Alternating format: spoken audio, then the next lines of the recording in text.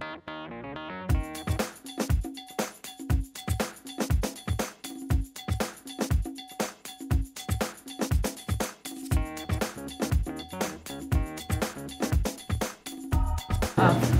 my name is Jamie Stolarz and I'm a registered and licensed dietitian.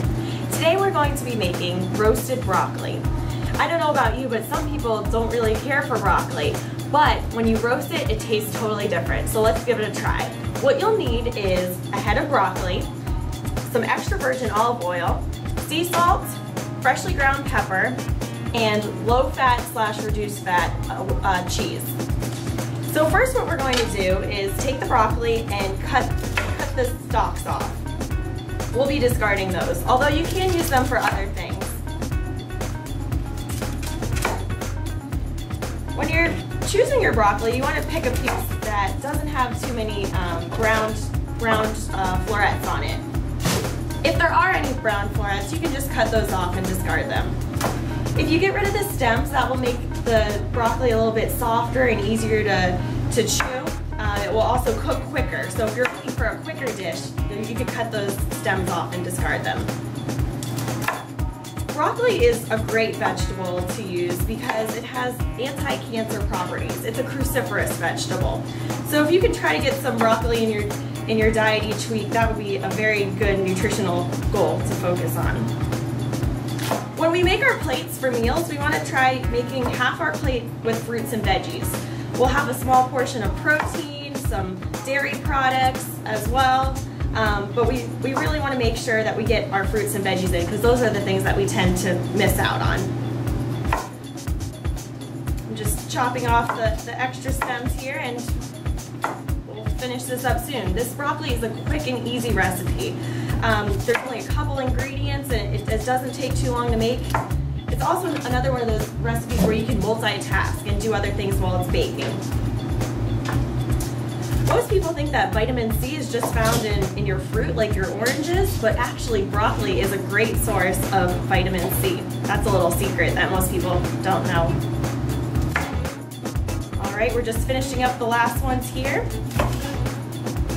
And for our choice of oil, we're going to use extra virgin olive oil, very heart-healthy oil instead of butter, which has saturated fat. So we're just going to drizzle some extra virgin olive oil on top.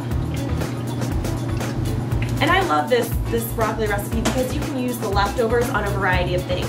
You can add it to omelets and put it on a topping in omelets. You can also put in your macaroni and cheese. Sometimes it's hard to get some vegetables when you have a meal like macaroni and cheese or pizza. Ever tried roasted broccoli on pizza? You gotta try it, it's great. So we're just gonna add a little bit of sea salt, not too much. We don't wanna add too much salt, but the great thing about making your own is you can control how much salt you're adding.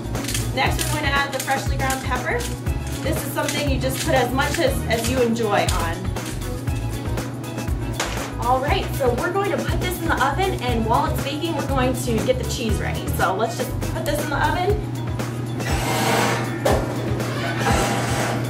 and work on our next step. So what we have here is reduced fat cheese. And we want to choose a reduced fat cheese because it has less of the saturated fat. That's the unhealthy fat. Cheese is a great source of nutrients otherwise, so that's why we want to incorporate a little bit of cheese to get those nutrients and to get the little bitter flavor out of broccoli. It adds a nice complement to it. So if you have a cheese grater, you can use one of these to grate your cheese. And what you'll do is you'll run it back and forth on the grater, and you'll get nice grated cheese here. So you can either grate your cheese that way, or if you don't have a cheese grater, you can always grate your own cheese with a knife and just kind of chop really thin pieces. And it will melt in the broccoli, so you don't have to worry about if they're too even or not.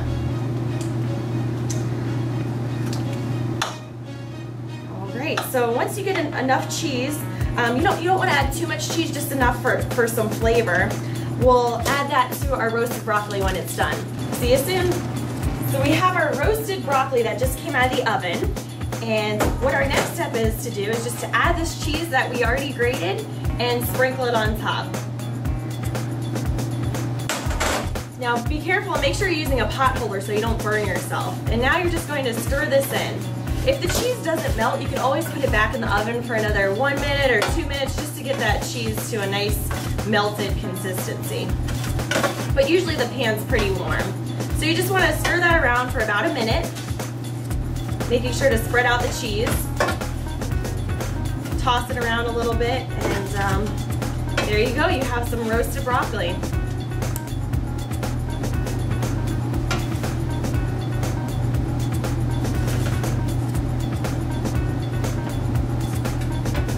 Looks good. Let's give it a try.